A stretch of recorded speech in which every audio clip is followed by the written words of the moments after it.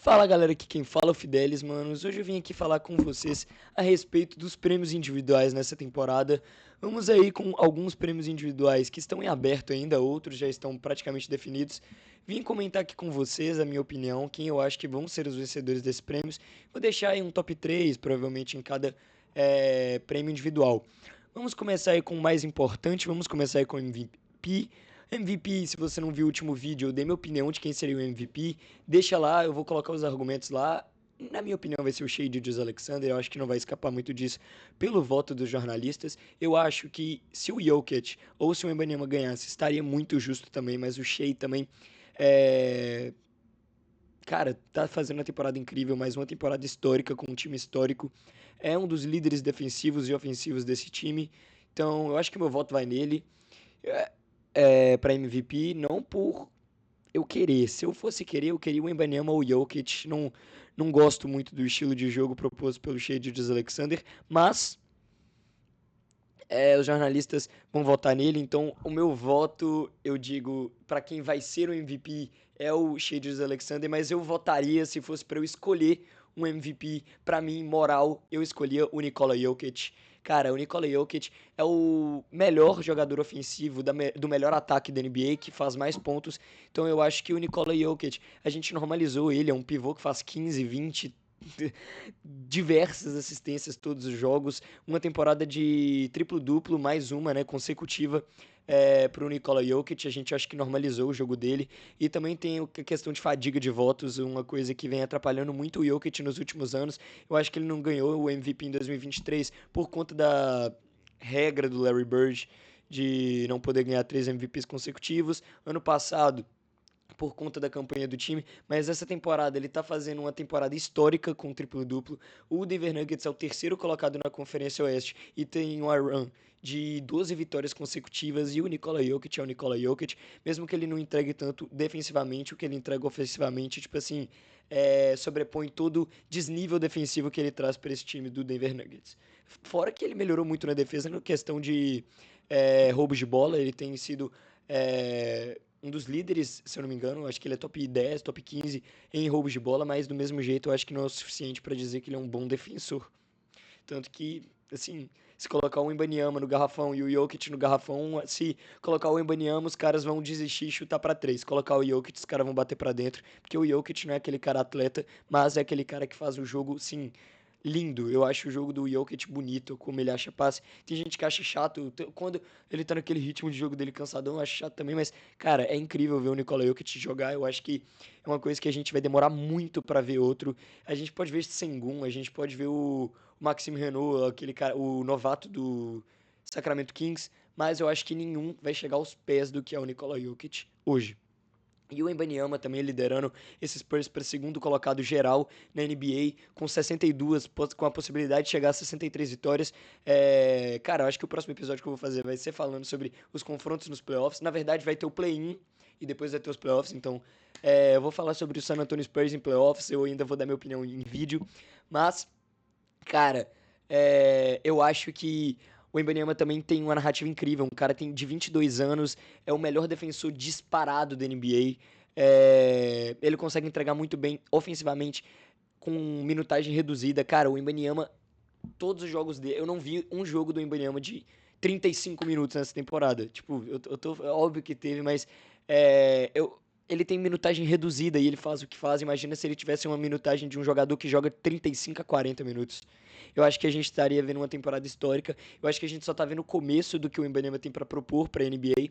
E eu acho que o Embanyama tem uma narrativa incrível se ele ganhar o MVP. Eu acho que se o Wembanyama ganhar o MVP, eu acho que não vai ser nada injusto. Claro que eu acho que o Nikola Jokic é o melhor jogador, o Shai tem a melhor narrativa, mas o Wembanyama se ganhar, eu acho que é nada injusto, porque a defesa é 50% da parte do jogo, como ele falou. Então, cara, assim, será? Será que o Wembanyama vai ganhar o MVP? Tanto que ele lidera a pesquisa da NBA, então eu acho nada impossível.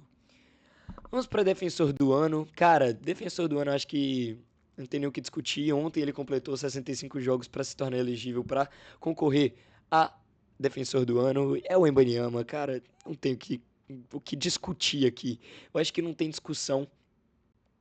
O Wembanyama entrega muito defensivamente. O quanto ele entrega ofensivamente, eu acho que não chega aos pés do que ele pode entregar defensivamente. Claro que o ataque do Wembanyama é uma coisa absurda, mas eu acho que a defesa dele, a gente tá vendo o melhor defensor da história, na minha opinião. Eu acho que se você tem Hakeem Olajuwon como o melhor defensor da história, se você tem o Ben Wallace, se você tem, sei lá, o Rudy Gobert como melhor defensor da história, a gente está prestes a ver o melhor defensor da história. Cara, não é porque o cara tem 2,31 que você tem que desmerecer. O Yao Ming no prime dele não fazia isso. O Boban Marjanovic não conseguiu fazer isso. O Manute Bol, no pouco tempo que ele teve na NBA, ele não conseguiu fazer um pouco do que o Ibanyama faz. Cara, é absurdo. É absurdo o que ele entrega defensivamente. Eu acho que não tem um jogador da NBA que faz os jogadores terem medo desse jeito igual tem o Wembanyama. É ataque 3 contra 1, o Wembanyama no garrafão, os caras desistem de ir pra cima por conta que o Wembanyama está no garrafão. O Wembanyama não é aquele cara que defende só dentro do garrafão, é aquele cara que defende fora também. É claro que a mobilidade dele é uma coisa fora do comum, mas mesmo assim, com toda a mobilidade, é impossível ele marcar no perímetro. Mas, quando precisa, ele é atento em roubos de bola, ele é atento para pegar uma bola ali sobrando, ele é atento para fazer um hustle ali, se jogar no chão para pegar a bola. Cara, o que ele entrega defensivamente, o que ele tem feito para essa defesa do San Antonio Spurs, que assim, é, De'Aaron Fox já foi líder de roubos de bola na NBA. Eu não sei se foi mais de uma vez, eu acho que foi umas 2 vezes. O Stephen Castle consegue marcar o melhor jogador ofensivo do outro time, tirando os pivôs, né? Mas eu falo assim, se você tem um jogo contra o Lakers, o Stephen Castle vai marcar o Luka Doncic. Se você tem um jogo contra o Pistons, como foi nessa temporada, o Stephen Castle anulou o Kate Cunningham em todos os jogos que o Spurs jogou contra o Detroit Pistons. Se você tem um jogo contra o Knicks, ele vai marcar o Jalen Brunson. Então o Stephen Castle é aquele defensor presente que sim, vai te incomodar, vai bater no seu braço pro juiz não marcar falta, vai ser aquele cara que vai estar brigando por todas as bolas, vai ser aquele cara que é atlético, vai te dar um toco pregado na tabela, um defensor fora do comum. É... No banco tem o Luke Cornet, que também é bem consolidado na presença de garrafão. Não acho que é algo como o Embanyama, porque, tipo assim, você vê a diferença dos jogadores. Tipo assim, você tem um jogo lá, tem 5 jogadores em quadra, aí deu a minutagem do Embanyama que ele tinha que jogar no primeiro quarto, e entra o Luke Cornet. A atitude dos jogadores em quadra é totalmente diferente do que com o Embanyama com quadra. Então, assim, vou parar de falar, vou parar de encher bola no Embanyama. Como eu falei, o boneco ali, o segundo bonequinho ali do lado do Homem-Aranha é um boneco do Wembanyama. Eu sou torcedor do San Antonio Spurs, então não tô usando o coração. Isso é o que a estatística fala, isso que o jogo mostra. E, cara, o Wembanyama é um cara fora do comum. Assim, um jogador também que eu acho que poderia muito bem ter uma narrativa para defensor do ano, se não fosse o Wembanyama, era o Chet Holmgren, do Oklahoma City Thunder. É o segundo colocado em tocos por jogo. Ele é o melhor defensor, para mim, desse time do Oklahoma City Thunder em questão de presença de garrafão, em questão que ele pode te dar um toque ali num cara que tá arremessando para três. É um unicórnio igual o Wembanyama, só que ele é quase 15 centímetros menor que o Wembanyama. Isso é absurdo. O Chet tem 2,16, ele é 15 centímetros menor que o Wembanyama, é absurdo. Mas Chet Holmgren também é um excelente defensor, um cara que pode tá presente ali no garrafão, uma dupla com a Isaiah Hartenstein. Eu acho que é a melhor dupla de garrafão da NBA hoje, cara, é absurdo o que eles entregam. O Hartenstein na proteção para os rebotes, o Chet Holmgren distribuindo tocos, consegue roubar bolas bem também, mas eu acho que, tipo assim, o contexto defensivo do time do Oklahoma City Thunder é algo fora do comum. Todos os jogadores. Eu falo, todos os episódios eu falo isso, mas eu tenho que ressaltar que todos os jogadores do Oklahoma City Thunder podem defender os jogadores da armação até o pivô. O Shai Gilgeous-Alexander pode defender qualquer posição para incomodar um pivô. Eu acho que ele é o menos apto a fazer isso, mas eu acho que se colocasse ele para fazer isso, ele conseguiria. O Ludort nem se fala. Ele e o Jalen Williams sempre vão estar marcando o melhor jogador do outro time. Cara, o Cason Wallace é um cara absurdo em deflection, em roubar a bola que o cara tá dando passe, ele pega. Cara, é absurdo o que o Cason Wallace entrega em energia, em defesa. Cara, esse time do Oklahoma City Thunder é muito completo em termos ofensivos e defensivos, mas eu acho que o que sobrepõe nesse time é a defesa é a segunda melhor defesa da NBA. Cara, garrafão fechado, o perímetro é fechado, eles vão marcar, eles vão encher o saco, eles vão falar na sua cabeça. Quando eles ganharem o jogo, eles vão fazer vão latir. E, cara, isso é o Oklahoma City Thunder, e isso é o que a gente vai ver aí nos próximos 5 anos, pelo menos, de Oklahoma City Thunder. Eu acho que o Shea ainda pode entregar mais do que ele já entrega. Eu acho que isso é absurdo, porque o Shea tem 27 anos de idade. Então, um jogador de basquete normal, o prime dele vai até os 31, 32. Então, a gente tem pelo menos mais 5 anos, estatisticamente, de Shai Gilgeous-Alexander. Se nenhuma lesão atrapalhar, tomara que nenhuma lesão alcance ele, porque ele é um jogador fora de série. Então, o que ele faz é fora do comum. Eu acabei falando mais Shai Gilgeous-Alexander do que Chet Holmgren, acabei exaltando mais a defesa em conjunto do Oklahoma City Thunder do que o próprio Chet Holmgren, mas o Chet Holmgren é o melhor defensor da segunda melhor defesa da NBA. Eu acho que abre ressalvas aí também para o Ausar Thompson, que é o líder aí de roubos de bola da NBA e também um dos melhores defensores da NBA. Cara, terceiro colocado para mim, para ele tá ótimo, ele tem que ser primeiro time de defesa. Ele é o líder defensivo do terceiro melhor time de defesa da NBA, então isso é um quesito que pesa muito. A melhor defesa da NBA é o Boston Celtics, mas eu acho que não tem nenhum defensor ali que se sobrepõe a ponto de ganhar um defensor do ano. Claro que deve ter alguns ali que podem ser indicados até para um All Defensive, mas eu acho que nenhum se sobrepõe a ponto de ser defensor do ano. Como o Timberwolves foi a melhor defesa da NBA em 24 e o Rudy Gobert ganhou o prêmio de melhor defensor do ano. Cara, vamos para MVP, eu acho que é um que pode ter muita discussão. Tem dois jogadores do mesmo time que podem entrar nessa briga. Tem o Danny Avdija, tem o Jalen Duren. Eu acho que vai ser uma disputa muito boa. O Jalen Duren saiu de um cara que era um pivô que é pro futuro, para um cara do agora. Foi All-Star e evoluiu em todos os quesitos do seu jogo, em pontuação, em rebotes, em tocos, em roubos de bola. É também um dos líderes defensivos desse time do Detroit Pistons, que é muito chato de jogar contra. Eu acho que o Jalen Duren para os próximos anos pode ser um pivô muito consolidado. Ele tem 22 anos apenas. Mesmo ele estando na NBA há 5 anos, ele vai fazer. Acho que ele já fez 23, não sei. Tem 22 ou 23 anos.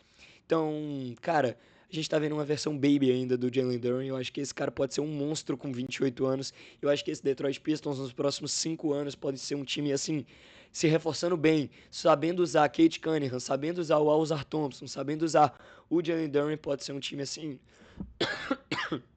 incrivelmente forte para os próximos anos.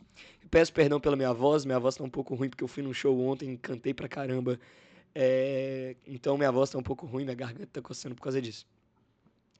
O Danny Avdija, cara, eu sempre gostei dele, desde que ele jogava no Washington Wizards, eu atentava para esse jogo do Danny Avdija.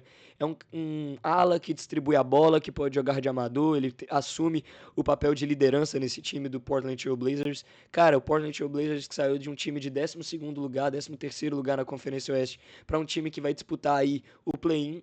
Eles estão empatados junto com o Clippers aí no sétimo e na oitava e na nona colocação. Estão empatados nesse quesito de vitórias. O Portland Trail Blazers está na frente, acho que é por diferença de pontuação.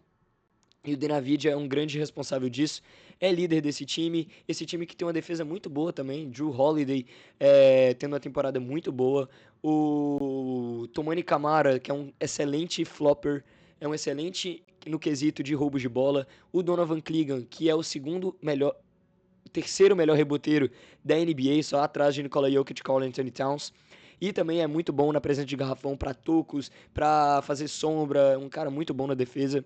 Então, o papel defensivo desse time do Danny Avdija é quase nulo, mas ele é um cara que também pode, sim, ser aquele cara que te entrega um roubo de bola, 2 roubos de bolas. E mais ofensivamente, eu acho que ele entrega mais pelo seu quesito de soltar a bola, de dar assistência, de pontuar mesmo, ir para dentro. Gosto bastante do jogo do Danny Avdija. O Jalen Johnson, cara, saiu de um cara que era do banco para um franchise player. O cara transformou o Atlanta Hawks em outra coisa, junto com o Nickeil Alexander-Walker. Nickeil Alexander-Walker que saiu de 9 pontos por jogo para 20 pontos por jogo. Uma ressalva aí também pro Ryan Rollins do Milwaukee Bucks, que também teve uma temporada incrível, mas eu acho que os finalistas mesmo, os que vão disputar, vão ser os 4. Se fosse top 5, o Ryan Rollins era o 5º colocado. Então, o Jalen Johnson é muito bom. O Jalen Johnson, ele vai distribuir a bola. O Jalen Johnson, ele vai perturbar você no ataque, ele vai perturbar você na defesa, ele vai fazer com que você desista de algumas jogadas no quesito defensivo. O Jalen Johnson é um cara, assim, atlético, explosivo e que pode entregar muito, muito, muito, muito no ataque. Batendo pra dentro, ele se evoluir totalmente o jogo dele pra 3, eu acho que pode ser um perigo, um jogador top 10 aí pra MVP na próxima temporada, fácil, fácil, fácil. Não duvido do potencial do Jalen Johnson, que ele tá sendo top 10 pra MVP nessa temporada, cara.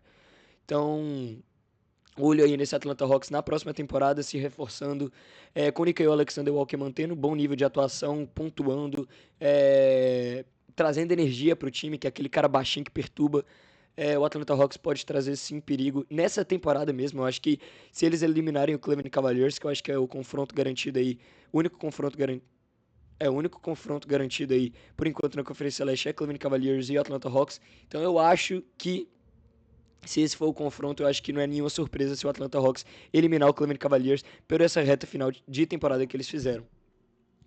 Sexto homem do ano, cara, eu não tenho muito o que falar desse prêmio. Eu acho que o Keldon Johnson do San Antonio Spurs vai ser o favorito, porque ele é um dos pilares desse time, é um dos pilares ofensivos, um dos pilares defensivos, trazendo energia.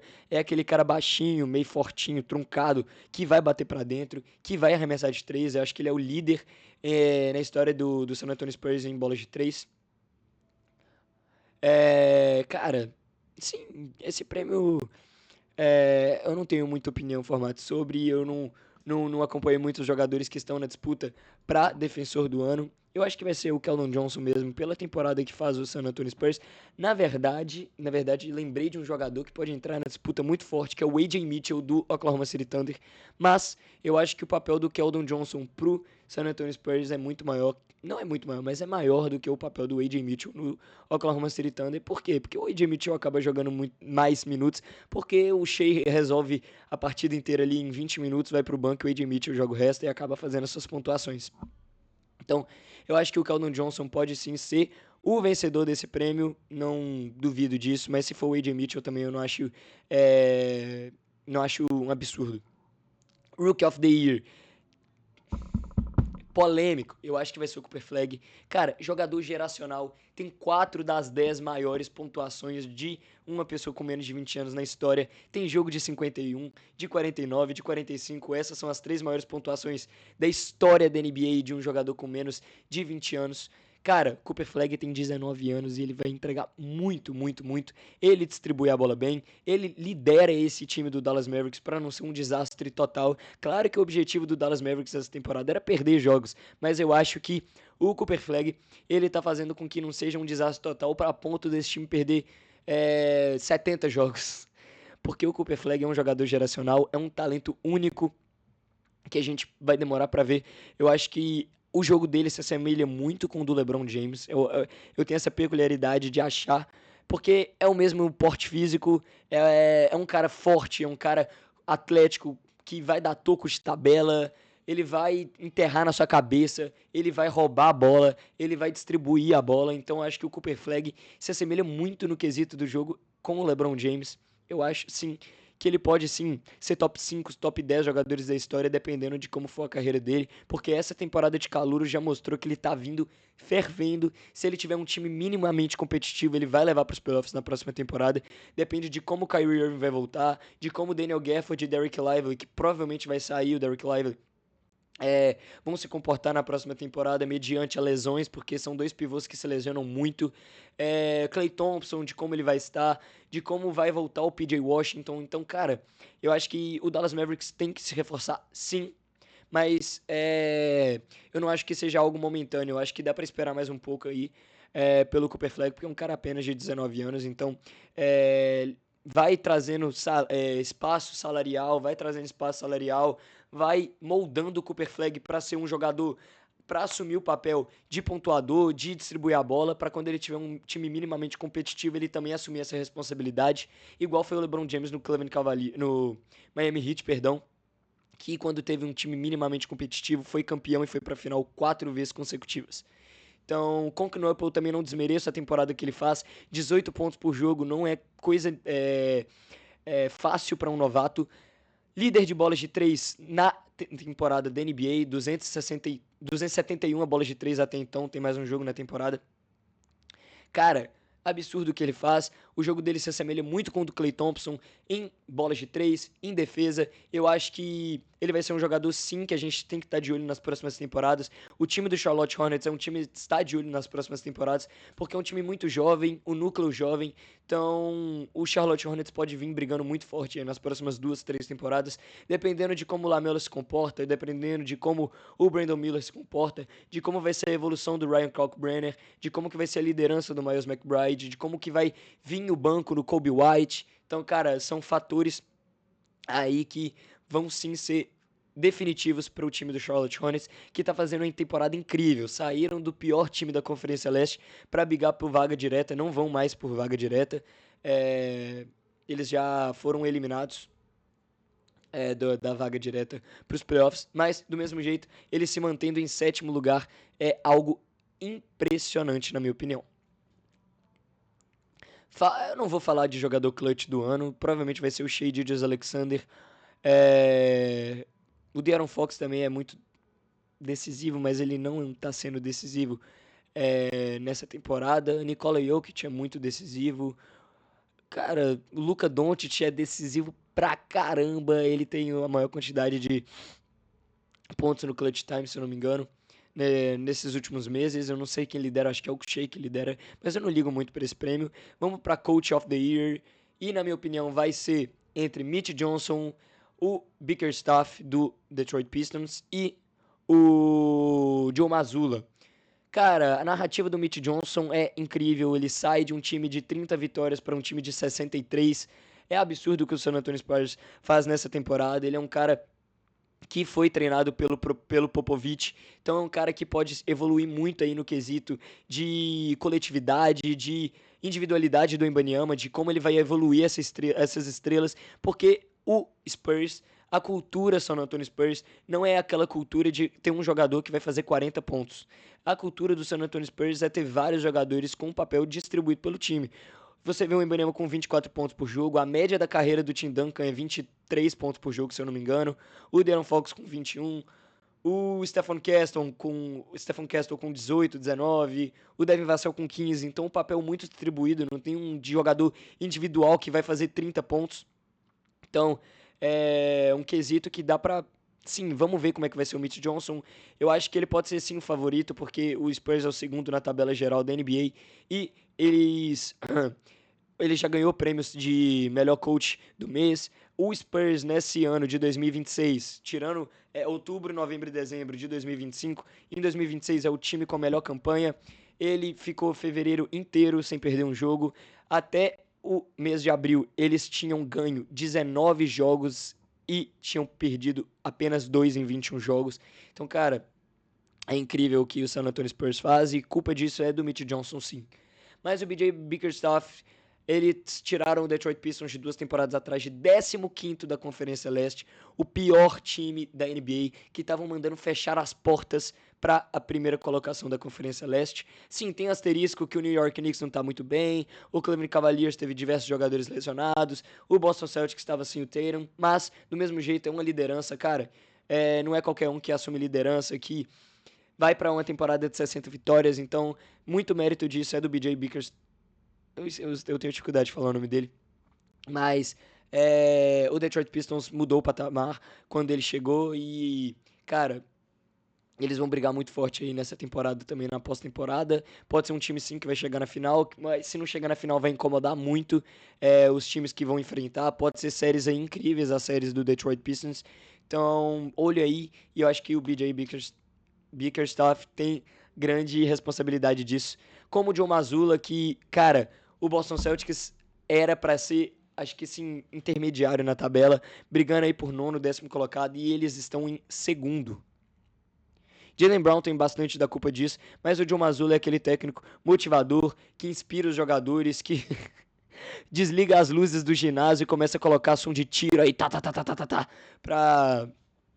pra ver se os jogadores acordam. Então, é um cara assim, fora do comum, é um técnico jovem que nas 3 temporadas da NBA teve 50 mais vitórias.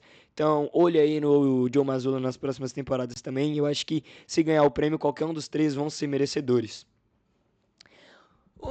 Vamos falar aí o jogador que... O Des-MVP, que é o jogador que mais regrediu, eu acho que é o Paulo Banchero. Eu esperava muito, muito do Paulo Banchero essa temporada. Eu botava uma expectativa gigante no Orlando Magic, que eu acho que não foi correspondida. Eu acho que a maior decepção como time foi o Orlando Magic, a maior decepção como jogador foi o Paulo Banchero, pela regressão que ele teve, pela baixa porcentagem dos arremessos, pela individualidade dele em momentos que ele pode tocar a bola no Desmond Bane, ele pode tocar a bola no Franz Wagner, ele acaba tendo lances individuais e acaba que as porcentagens de arremessos convertidos dele caia também. Então é isso, cara. Temos aí as disputas pelos prêmios individuais. É um vídeo que eu não tô lendo nada, a tela do meu computador aqui é a tela do OBS, não tenho celular por aqui, falei a minha opinião, abri aqui com vocês. E é isso, caras. Espero que vocês tenham uma ótima semana. Temos aí os 2 últimos jogos da temporada regular amanhã. E segunda-feira eu vou tentar trazer um vídeo aqui falando sobre as disputas do play-in para vocês. É isso, tamo junto. Um forte abraço, um beijo no coração de vocês. É isso. Tchau.